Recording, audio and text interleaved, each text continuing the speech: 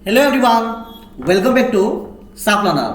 तो श्रेणी अष्टम पिले निहाती समस्त बहुत बढ़िया थी। यही वीडियो में डिस्कस करबा तुम इतिहास जो प्रथम अध्याय जार नाम हूँ कौन भारत रे कंपनी शासन प्रतिष्ठा। ठीक अच्छे, यार आम अल्प किसी पढ़ा कि जहाँ भी किसी पढ़ा एकदम बहुत बढ़िया भाव में पढ़ा। आ 100% कहीपरि आज तुम जहाँ पढ़ 100% तुम मन रही आउ से सब जिन गुड़िक तुम एग्जाम पॉइंट ऑफ व्यू रु गुरुत्वपूर्ण। ठीक अच्छे, तुम जो वार्षिक कि हाफिल जो एग्जामिनेशन हम से बहुत सारा प्रश्न भी आसब। ठीक अच्छे, तो चलो आम आरंभ करदे। मोर बैकग्राउंड तुम देखिपु गोटे फोटो जहाँकि तुम कौन अटे मुगल एम्पायर, नहीं कि मुगल एम्पायर अर्थ कौन ना मुगल साम्राज्य बोल जहाँ आम कहीपर। ठीक अच्छे, तो मुगल एम्पायर जहाँ आम मुगल शासन बोली कहूचे ओडिया में लिखुचे कौन ना मुगल शासन। तो मुगल शासन भारत में मुख्यतः पाखापाखि 1530 आरंभ कर 1707 मसीहा पर्यंत थिला। अवश्य 1530 नहीं आक आम 1526 बोली कहीपर। बाबर जब भारत को शासन आरंभ कले 1526 मसीहा जहाँकि तुम सप्तम क्लास पढ़ीच से बड़ू मुगल डायनास्टी आरंभ होती। जब मुगल साम्राज्यर परिसीमा जो देखा तो भारत सहित पाकिस्तान आ जो अफगानिस्तान अच्छी तार बहुत गुड़े सीमा। यह सहित आम पूर्व को जदि जा तेज एटा जो मियांमार और थाईलैंड अच्छी, तब दक्षिण जो श्रीलंका अच्छी, तो ये जगह मत किसी अंचल अधिकृत होता मुगल साम्राज्य अंडर। ठीक अच्छे,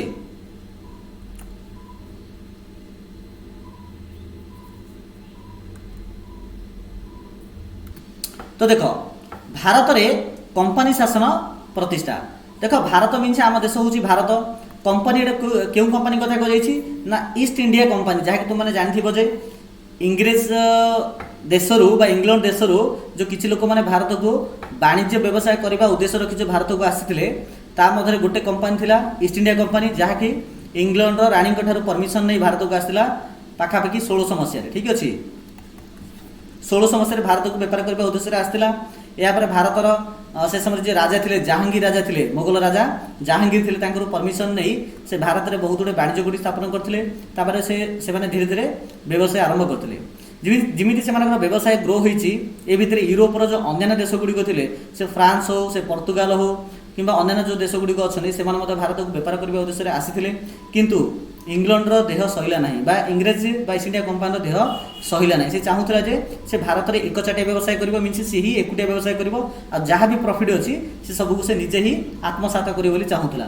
से कौन है ना समय अनुजाई ईस्ट इंडिया कंपनी यही सब यूरोपीय जो अन्य देश गुड़िक थे से पर्तुगाल हूँ से डच हूँ से फरासी मान हूँ से सहित इंग्रेज मैंने लड़ई कले आ लड़ई करके परास्त कर भारत से विताड़ित करदे। यापर इंग्रेज मानकर आरंभ होला अन्याय अत्याचार भारतीय मानक ऊपर कहीं से जानीगले हूँ पृथ्वी सब पावरफुल कौन अटंती ईस्ट इंडिया कंपनी अटंती जहाँ सहित कहीं लड़ई करेंगे ना आउ से मनमुखी शासन करने आरंभ कले।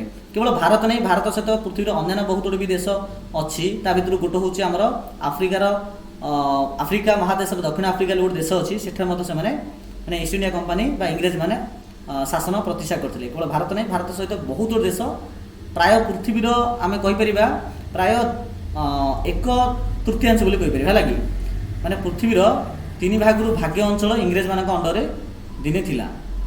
जदि आम वर्ल्ड मैप रे देखा तो वर्ल्ड मैप रे जदि वर्ल्ड मैप जदि मनकर एतिकी होची तबे ता भितर इंग्लैंड होची एतिकी जगह किंतु एतिकी जगहटा एते बड़ एरिया पाखापाखि 1/3 एरिया को निज अधीन रखी पारथिला।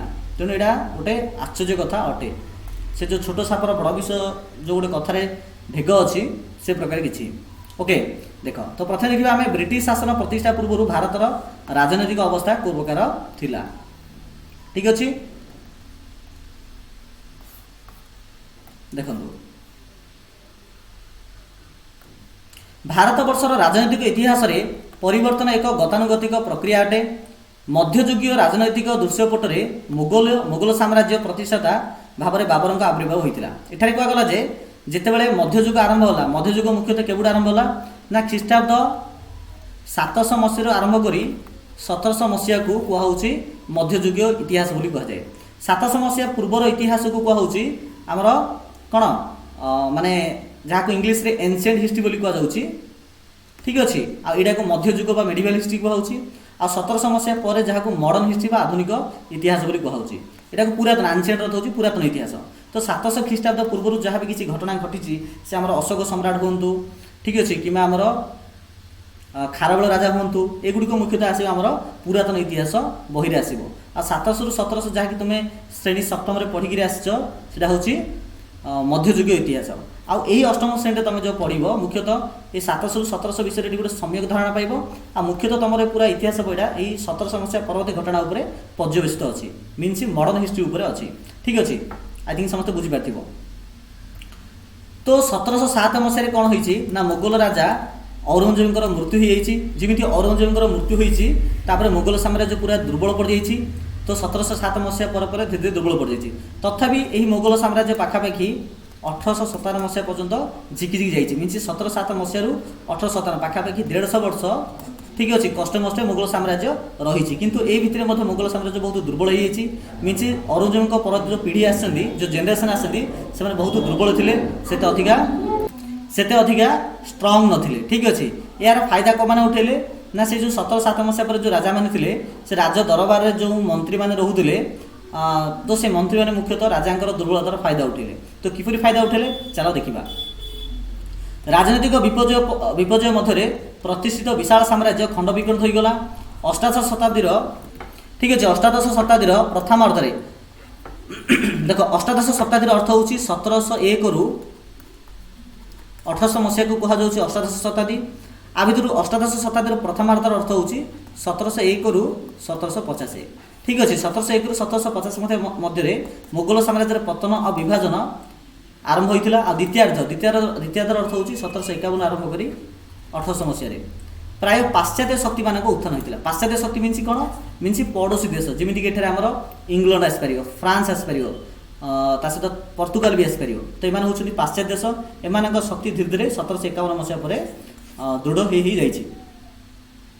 आ भारत में आधुनिक जुगर आरंभ हुए जोटा कि मुझे आरंभ कहूली 1750 मसीहा 1700 मसीहा पर आम आधुनिक जुग बा आधुनिक इतिहास आरंभ हो जाए जहाँकि आरंभ भी कहूली।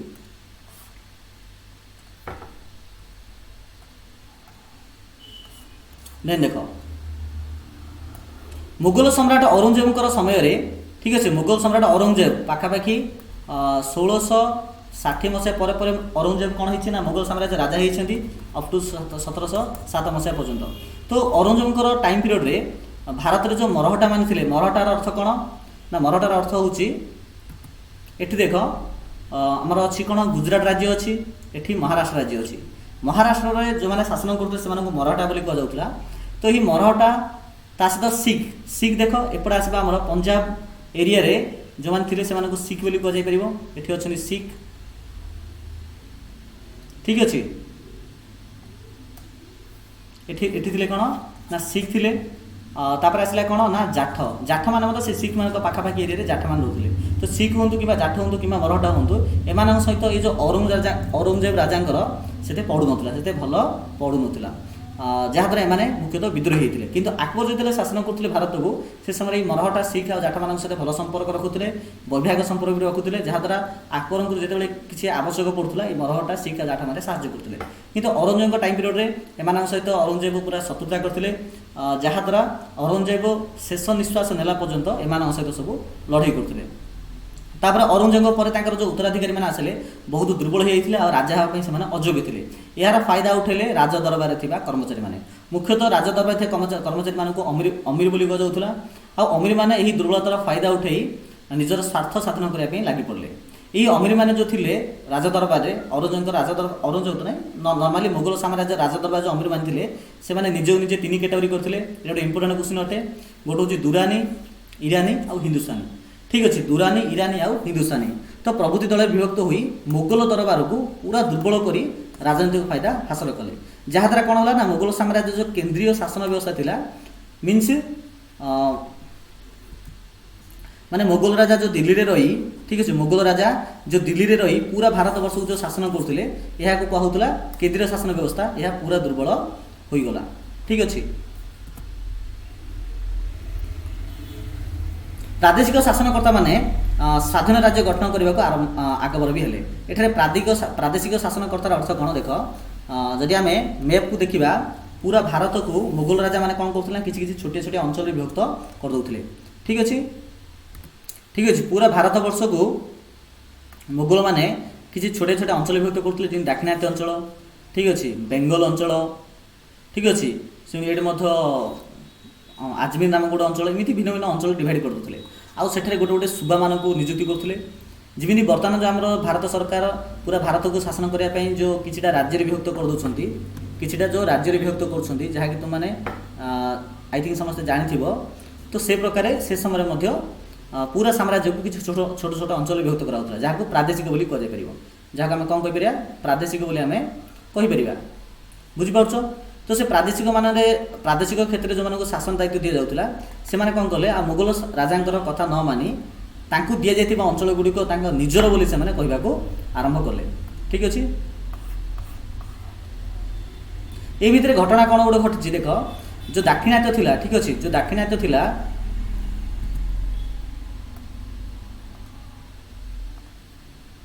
बुझिपारछ ना, जो दाक्षिणात्य मीन्स ये जो अंचल थिला, ये दाक्षिणात्य जड़े राजा थे, जन को सुबा हिसाब से नियुक्त कर मुगल मान द्वारा, ना हूँ निजाम उल मुल्क। ठीक अच्छे, तो निजाम उल मुल्क चेष्टार सेठारे ये जो निजाम उल मुल्क कौन कर से दाक्षिणात्य को निजर बोली कहते, अर्थात मुगल राजा आउ कथा से मानी ना। ठीक अच्छे, ये भितर जो निजाम उल मुल्क जे कि प्रथमे मुगल राजा जड़े विश्वास थे, गोटे कुली खान नामक गोटे उपाधि मिलता, किंतु परक्रमे से विश्वासघात कर मुगल राजा सहित। तो मुगल राजा ये जिनटा को ग्रहण कर पारिना, तेणु मुगल राजा हैदराबादर शासक मुजारिज खां को पठे निजाम उल मुल्क सहित लड़ाई करने। तो मुबारिज खां, ठीक अच्छे, मुबारिज खां, तो मुबारिज खां मत जड़े दक्षशील राजा भी अटंती हैदराबाद। हैदराबाद क्योंटी अच्छी, जब आम हैदराबाद देखा तेज हैदराबाद अच्छे आम ये आंध्र प्रदेश में।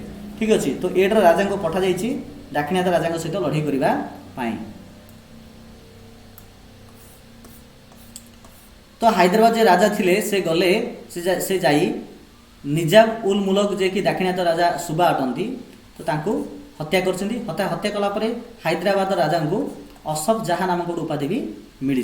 ठीक अच्छे, तापर असफ जहाँ दाक्षिणात्य शासन कले, तांकर मृत्यु पर यही जो दाक्षिणात्य प्लस हैदराबाद एरिया रे, ठीक अच्छे, ये जो दाक्षिणात्य प्लस हैदराबाद एरिया रे माने यूरोपीय मानकर शासन आरंभ हो जाइए।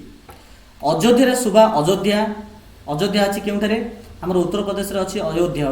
देखिए तुम एठारे पेन टी चेंज करदे, देख अयोध्या अच्छी एठी। ठीक अच्छे, अयोध्या अच्छी एठी। ओके, तो अयोध्या जो राजा थे अंडर को राज्य गुड़िक आउला, मुख्यतः निजे तो अयोध्या भी आसूला, ता सहित बनारस, आलाहाबाद, ठीक अच्छे, कानपुर पाखापाखि बहुत गुड एरिया अयोध्या अंडर आसूला। सादत खां ये जो अयोध्यार सुबादार थे, सादत खां मृत्यु पर पुत्र जहाँ नाम हूँ सफद रजंग। ठीक अच्छे, सफदर जंग बोली आम कहीपर। सफदर जंग अयोध्यार राजा हेले। तापर पर ये जो सफदर जंग दिल्ली प्रधानमंत्री भी होते। ठीक अच्छे, तांको परे मीन्स सफदर जंग पर पुओ जहाँ ना हूँ कौन सुजाउदौला, यहाँ इंपोर्टाट अटे। सुजाउदौला अयोध्यार राजा हेले। ठीक अच्छे, एक शक्तिशाली सैन्य बाहिनी गठन कर उत्तर भारत राजनीति रे यही जो सुजाउदौला नामक व्यक्ति जनक निजर प्रभाव विस्तार करथिले।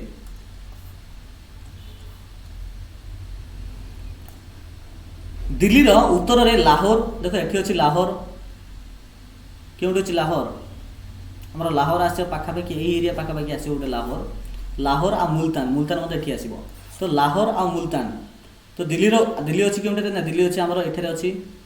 ठीक अच्छे, दिल्ली आमर ये पाखापाखि अच्छी। तो उत्तर रे कौन अच्छी ना लाहौर और मुल्तान जो अच्छी, जहाँकि मुगल शासन अंडर थिला।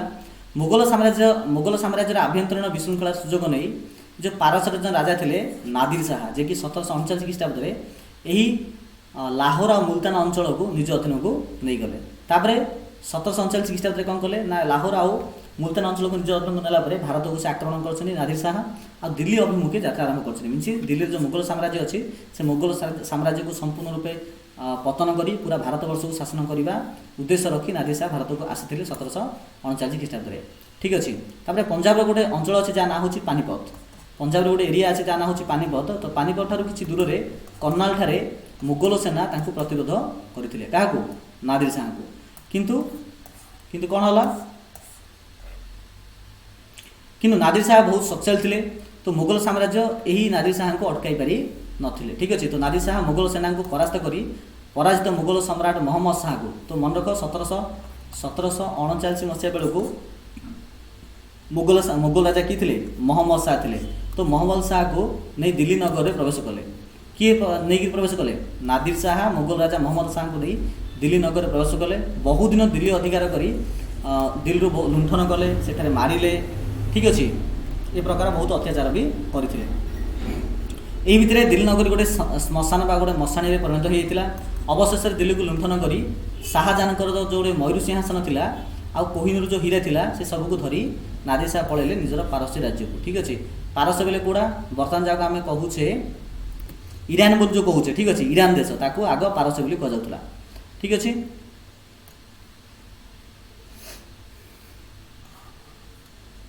तो नादिर शाह कौन कौन धरी गले ना मुख्यतः शाहजहां मयूर सिंहासन कोहिनूर हीरा हस्ती अश्वगुड़ी को संग नहीं पारस्य धरी गले। जो राजपूत मान थे। ठीक है। राजपूत मैंने मुख्यतः राजस्थान एरिया बिलंग करती। तो राजस्थान राजपूत मैंने अकबर समय सीना मुगल सम्राट को दृढ़ समर्थन करते किंतु औरंगजेब शासन पीरियड कौन होती ना राजपूत मैंने विरोध हो मुगल साम्राज्यर। ठीक अच्छे। कौन पर विरोध होती जेहेतु औरंगजेब जड़े गोटे धर्म विद्वेषी नीति थे संकीर्ण मनोभाव थे से राजपूत मान को पसंद करुनଥିଲେ। तो ओबियसली राजपूत मैंने मुगल को समर्थन करेंगे ना यहाँ स्वाभाविक कथा। तो औरंगजेब जमी मृत्यु होती मृत्यु पर राजपूत मैंने मेवार अंचल जहाँकि बर्तमान उदयपुर अटे मारवाड़ जहाँकि जोधपुर अटे और अंबर जहाँकि जयपुर अटे नामक स्वाधीन राज्य गठन कले। आउ